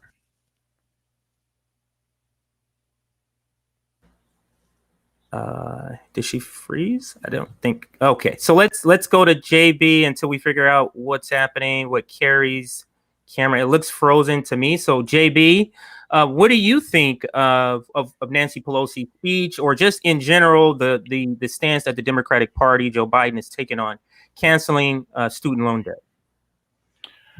Okay, so elementary, middle, and high school, that shouldn't be free because I don't have kids and I shouldn't have to pay for it. Fine. Let those little brats pay for it themselves. Does that sound right to you? The whole notion of Nancy Pelosi to say, oh, well, you got, some people, it may not be fair to give it to them for free. Okay, so you're going to allow the rest of us to get polio because your father or mother had polio back then and they had to suffer, so we should have to do the same? Make that make sense. There is absolutely a warped sense of empathy, compassion, and reasonability. I don't even know if reasonability is a word, but we're just going to run with it. Reasonability when it comes to reasonableness, that's the right word. Reasonableness among people who are trying to do better within this country. Might I note, and our resident historian RJ will probably even chime in on this, but wasn't our colleges tuition free many decades ago? And then they suddenly started charging tuition. So it's not like we've never had this before. We've had it before. And then the entire lie that was said, well, Joe Biden can't really do it. Wrong. No, he can do it. He can sign it. And it's absolutely possible. And as my wonderful co-host Carrie would note, it doesn't need to be paid for because we are a fiat currency. And so therefore, we don't have to actually pay for it. We actually make our own currency. We are a sovereign government. So you could literally put in a stimulus that is canceling student loan debt and also making college and universities tuition free basically tomorrow, but they don't want to do it. And going back to what Savvy said, they're being paid by these people. So what's the point of even looking at them and going by their promises? I'm telling you right now. Anybody who thought that Joe Biden was going to eliminate not even 1 cent of student loan debt, you got played. You got had. You got bamboozled. You got run amok. Okay? That's what happened. And it's okay. They lie all the time. You got played. But now you know. You know, and now you can do better. Just like G.I. Joe said, now I know, and knowing is half the battle. G.I. Joe. So, sorry, I had to do it. You know, the more you know. But that's the thing. So now you know. So what are you going to do? You're not going to let them BS you any longer. And so this is one of the things that we're trying to convey to a lot of people. I think Meg just put in the chat, she has $70,000 of student loan debt. 70,000. RJ probably has what, close to 100,000. This is asinine. This is crazy. This is ridiculous. This should not be in the richest country of the world, like Afeni said. So guess what? No. People should actually be, like Dr. Richard Wolf said, I am surprised that you guys aren't out in the streets right now about it. You guys should be furious. You guys should be calling. You guys should be doing everything you possibly can to say, no, Nancy Pelosi, you are absolutely wrong. But yeah, but she's getting richer and richer. They're all getting richer and richer off our pain, off our debt. Our debt is their profit. They're basically making a what do they call it? A fee, a sales fee, a finder's fee off of all of this stuff. And that's the reason why the gravy train, they don't want to stop this gravy train. But JB, you're going to say some more? Yeah, her two $12,000 refrigerators say otherwise, and the chocolate ice cream in it. That's it. Yeah. I'm done. Don't forget about the ice cream. So let's go to Nick. Nick, you saw that clip. You're actually the one who wanted that topic in today's episode. So I know you got a lot to say, and that's why I wanted to save you for last. So what do you think of this video and her assessment, the Democratic Party's assessment, and Joe Biden also? I just want to ask you guys, how is pushing the Democratic Party left going so far? So we was like, hey, yo, Democrats, can we have Medicare for all? No. Can we have canceling student loan debt? No. Can we ban fracking? No. Actually fight climate change? No. Are we going to abolish ICE? No, we're going to fund it more. Can we end the apartheid state in Israel? No, we're going to give them a weapons deal. $15 minimum wage? No. Where's this plan working, guys? You guys realize we are being led off a cliff by the progressive leaders, right? What did they get for voting for Nancy Pelosi for speaker?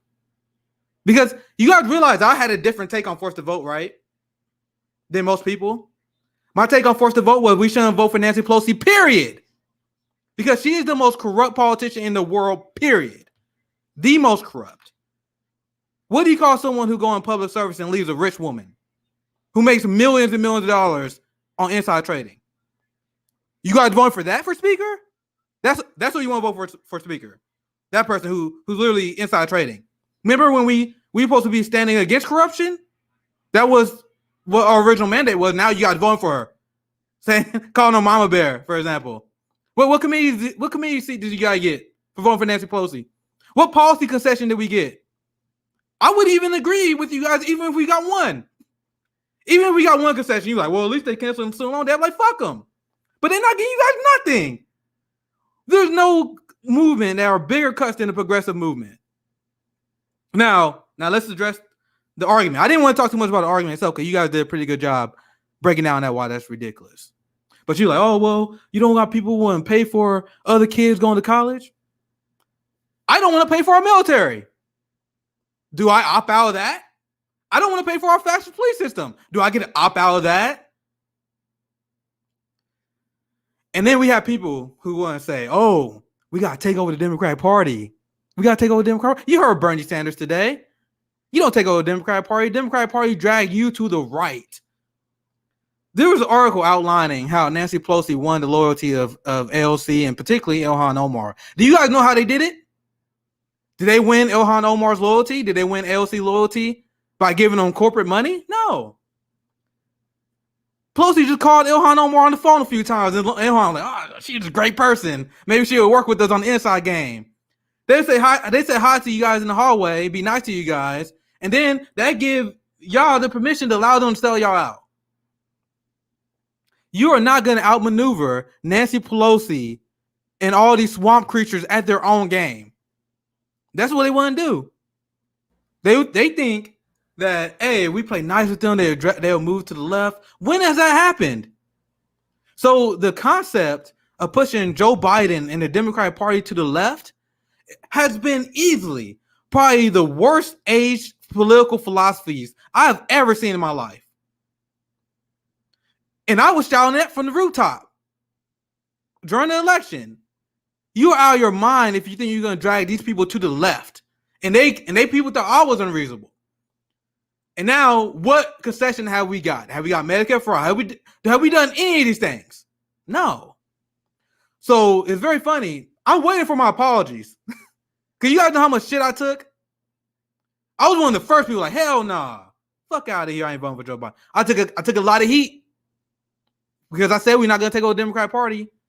Now climate change is getting worse. We got literally millions of people that are about to go homeless. So can I at least get an apology? Like if you're one of the people that got mad at me, can I at least get an apology? Because this is exactly what I warn people about. Oh, let's vote for the Democratic Party. And then they, out of the goodness of their hearts, they will drag to the left.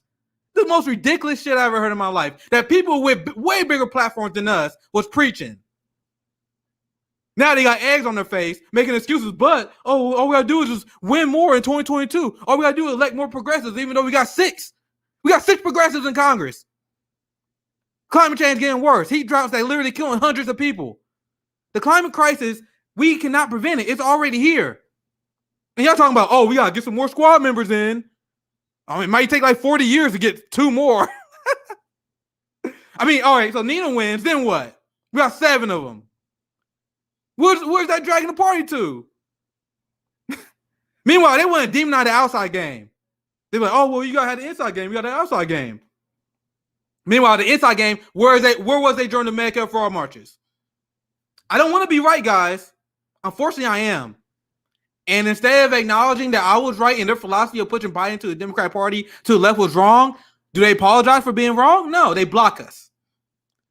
Because their ego can't take the fact that we was right the entire time. And Nick, this is the reason why I say, or I have been saying or emphasizing a lot more lately, is that I think that we need to keep voting, but voting needs to come down the priority list in direct action because of what we're describing. This is not going to be fixed through voting. The system, this country, is one of the few systems where the election is ran by the very 2 corrupt parties of the nation, of our nation. The Democratic Party and the Republican Party run elections. So we have the debacle that like happened in Georgia, right? So, but I do want to move on to the next story because I'm going to go off on a tangent. I can feel it.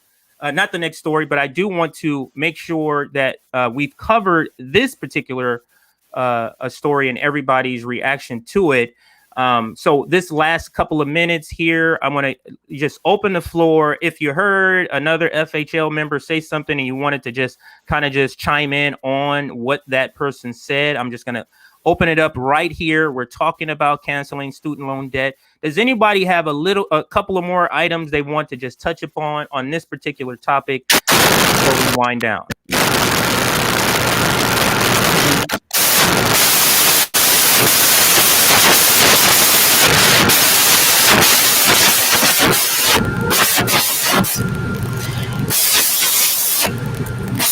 I think that's Meg.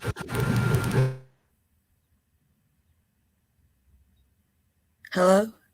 Yeah, we should all be muted when you're not speaking. That's the best way to avoid stuff like that.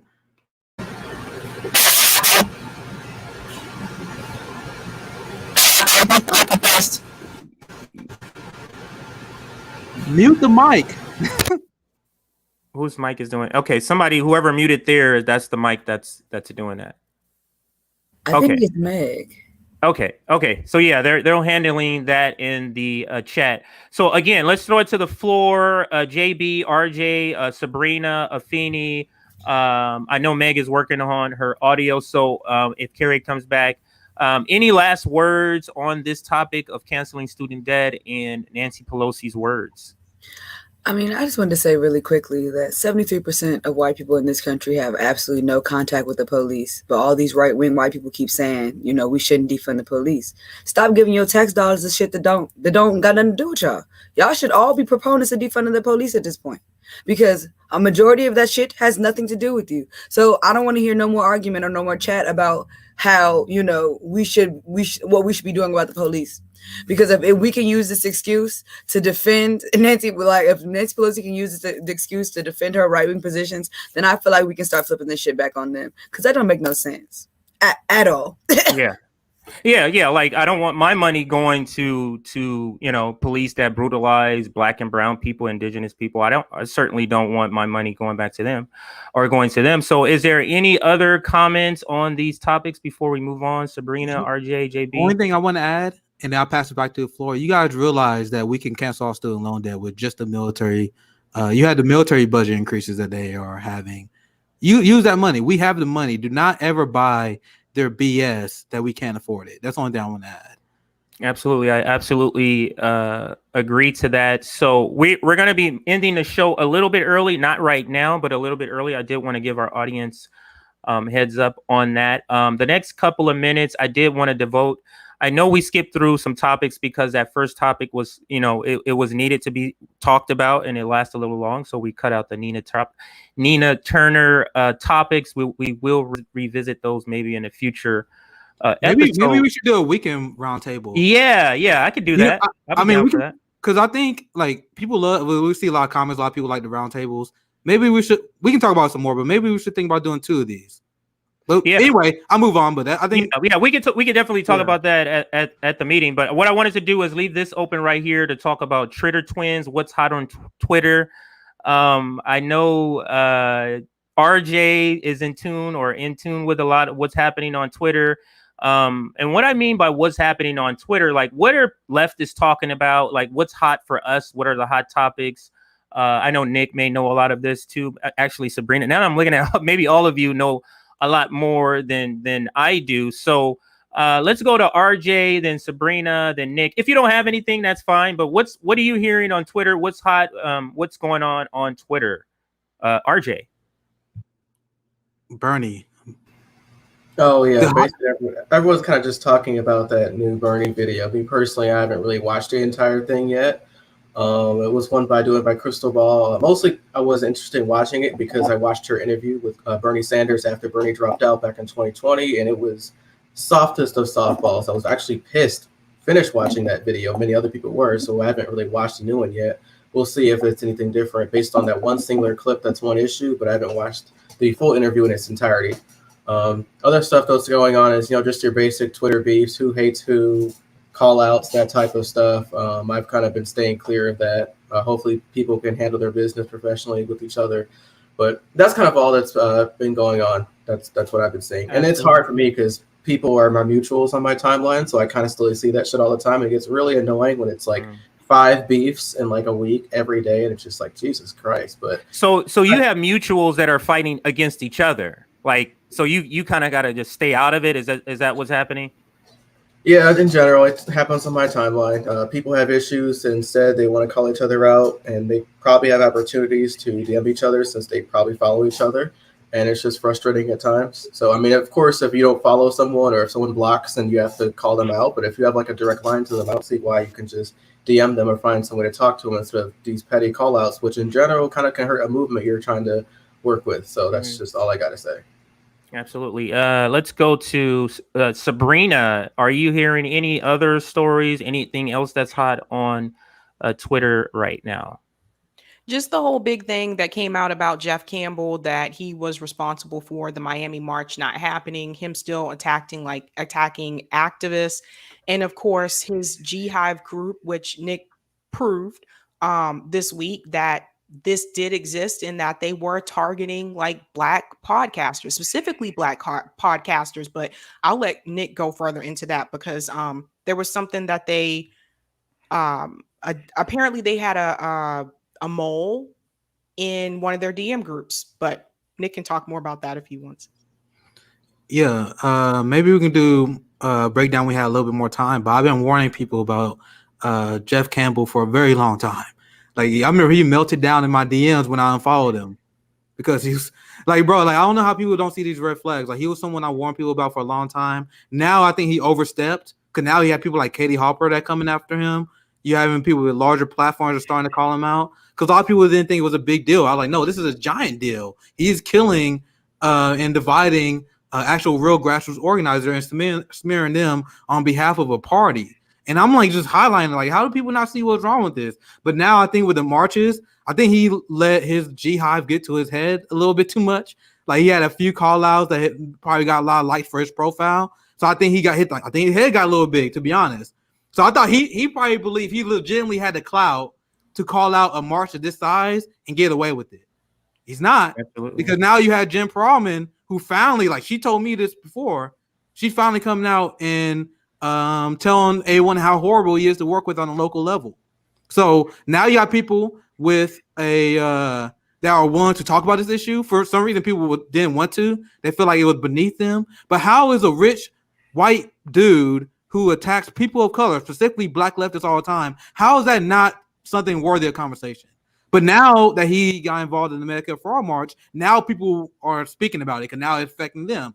So once again, show solidarity to your comrades, man. If you see people are being attacked in the most unfair way, why would you stay silent? I thought our movement was about silence and violence. I watched this guy dox. I watched him harass all my friends, and people are being silent. Do you believe silence is violence or not? Like, are you guys going to allow our movement to be infiltrated by obviously bad faith actors? It doesn't make sense. I literally, like, people get mad at me. I'll follow anyone who I saw who promoting attacks against the march, anyone who retweeting them, because I'm like, bro, if you're not understanding this whole issue of solidarity versus unity, you don't have any value to me. Like, what value do you have for me if you wanted to stand for a rich white motherfucker who defended his party over the activists? What value do you have to me and my community? None. And me and Finney, we've been making that point clear. If you're not standing solidarity with my community, you are worthless, and there's literally no reason to pretend that we're allies. People are like, why you keep attacking allies? I'm not attacking allies. I'm attacking these frauds. Are you waving your hand because you want to speak, Afeni, or are you just agreeing? You're agreeing. I'm just saying they can get the hell up out of here. Yeah, I hear you.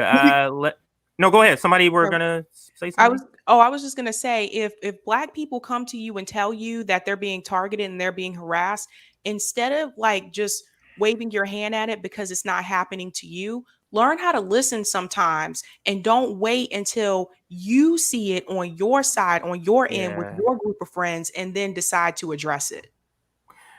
Absolutely. I can attest and agree to that. So we're gonna be wrapping the show. So let's give everybody 30 seconds just to say what's going on, your last thoughts, if you have a last point, and please try to keep it to 30 seconds so that we can get off on time. I'll start with JB, then I will go to Meg, then we'll go to Carrie. So JB, your final thoughts. What do you got going on? What do you have to say, sir? Yeah, just stay tuned for the next march for Medicare for All. Stay tuned for when they send out a notice to the United Nations and says that, we are basically in a failed state because they don't give us healthcare. On Sunday, I will be on the Ron Placone show with a special announcement. Be sure to tune into that, and I will have a special 4 p.m. edition of the JB show this Sunday because I will be on the Ron Placone show, so I won't be on at my usual time, but stay tuned at 4 p.m. Eastern Standard Time, the real time. Holla at the Jackie. Inside joke. Yep. Inside joke. All right. So who did I say was next? I believe it was Carrie. So Carrie, what are your final thoughts, or what do you have going on? What's upcoming for you, Carrie? Sure. Just a real quick shout out about special election coming up in Ohio on the 3rd. If you have friends and family that happen to live in Ohio in the 11th district, get them out there, because I want to draw your attention to this really nice write-up that one of the editors, Hicks, had on Open Secrets about who is actually funding these campaigns. And they are raising money left and right. And Chantel Brown, the corporate candidate, she is being backed by not just out of state, but in some cases out of country, pro-Israel, anti-Palestine PACs. So it all relates to Jeff from Miami, because he was taking hits and pot shots at Nina Turner as well. And some of the G Hive were also sharing that. So please make sure that if you have friends and family in Ohio around that Cleveland area, that they get out and vote. Even though the demographics lean heavily towards a Black community, it is also one of the largest areas for the white liberal Jewish voter who may not understand the demographics and dynamics at play, particularly for our marginalized community. So that's the first one. And Andy and I are first up tomorrow morning at 10 a.m. Eastern, as we always are. We help you get woke, stay woke, and deal with fact-based discussions. So join us tomorrow morning. Absolutely. Thank you, Carrie. We're going to go to Meg, then Sabrina, then Afeni. Meg, what do you have coming up? Is my mic okay? Is it working this time? Yes. Okay, good. Because one of the things I was going to say before was, we all know Nancy Pelosi, just based off of her illegal insider trading. She belongs in jail. Not the fancy jail that Martha went to. She belongs in jail. Okay. And all this student loan debt is just, it's for the crime of going to school and bettering yourself. So nobody should be paying for that debt. So they just need to cancel the debt. I'll end that part there because I didn't get to say that before. So upcoming on we have Nerdolitics coming up on Monday, in which we'll have Franco on to talk about we're starting a series on dystopian futures. So definitely come check that out. And on the Killjoy Guide, I have a few different interviews coming up. I interviewed Jackie about representation versus tokenism, and that should be going up tomorrow. I just interviewed Tara Reid, so that should be coming up in a couple weeks. I also will have Comrade Misty on for my first live stream on the Killjoy Guide, and that's going to be next Thursday at 7 p.m. So definitely keep an eye out for all those things. All of that sounds very, very, very nice, Meg. I can't wait to take a look at all of that. So let's go to Sabrina, and then, let's go to Sabrina. Yeah, next week, I'm actually going to have on journalist Taylor Hudak. She's going to come on and talk about Panquake Talk Liberation. This is going to be a new platform for content creators. So stay tuned for that. That'll be next Wednesday. Awesome. And let's go to Nick. What do you got going on, sir? Nick. Make sure you guys join me and Afeni this Saturday. We're going to have a great time. I'd have Anthony Clark. He had to reschedule, but he opened a fridge. He works very closely with Fred Hampton Jr. So I want to promote the mutual aid he's doing out there in Chicago. That's why I have it on Tuesday. That's all for now. Just make sure you subscribe and hit the bell, because we all have shows and we upload every single day. So check all our shows out. I don't have anything else to promote. Just hit the bell. Revolutionary Jargons tomorrow. Me and Fanny will be doing stuff tomorrow, and JB usually does a thing on Sunday. Nerdologics on Monday. On Tuesday, Wednesday, CJ got his show he's running as well, along with a lot of other programming. So what I want to emphasize is support all the content creators. If you have a favorite show, donate to them. like find out the cash out. That's the best way you can support us. Support the people in their shows, and leave a donation on Coffee, because this the kind of stuff how we keep going. Like, we all gave Medicare for All March speeches, and as we grow, we're going to be doing more stuff like that. So please support your favorite host. So that's all I have. Absolutely. And you see the scrolling ticker at the bottom. Make sure you support us on the Ko-fi site. I think Afeni, right? Did I get to you, Afeni? Not yet. So let's go to Afeni. We can end here with Afeni. Thank you. My show is going to be on Saturday, Facts and Fire podcast. We're going to be doing kind of like a violence against Black women themed first hour, and Kamali Rose will be on with us, along with me and Nick. So yeah, it's gonna be a great show, and I'm really excited. And also donate to my grassroots org. Our Instagram is @FreedomFightersDC. Period. Absolutely. And I said Afeni was the last one, but it actually is going to be RJ. So let's go to RJ. What are your final thoughts? What do you got going on, sir? Okay, I don't know if it's confirmed or not, but we're still DMing. But I'm going to probably have on Revolutionary Jargon, Lieutenant Governor for the Green Party. I forgot her name. I probably should know her name. That's not cool. But I'll have her on Friday. We'll have a great discussion. And you know, I just do news stories on my Friday show anyway. So stay tuned. I got some stuff coming up my sleeve. So I'm always trying to put out good stuff for you guys. Love you guys, and peace out. Awesome. And then quickly, what I have coming up is next Wednesday for the Straight Out of Politics. I do have a special episode at 8 a.m. my time. So that's 11 Eastern, and it's with Alex Vitale. I think that's how you say his name, Vitale. Is that how you say it, Vitale? The person who wrote several books and is an advisor about reorganizing your policing or defunding the police. So I will have him on the 4th. I think that's the 4th. And wow, that's Obama's birthday. So I'll make sure to say something special to him that day. And then what was the other? And then on Wednesdays, added another show Wednesday, 7:30 Eastern. We have the new Left, and it's just a bunch of different podcast hosts. It'll be similar today, like we saw today, where it could be 6 people, it can be 8 people, just leftists talking about, the different topics of the day. That's added 7:30 on Wednesdays, and that's all I got. I do want to make sure everybody has a chance to say goodbye to everybody. We're going to be signing off right here. Thank you for everybody who's watched our show today. Thank you for those that liked us, subscribed. We really, really appreciate your support. And we're signing off. See you next week for Roundtable number 30.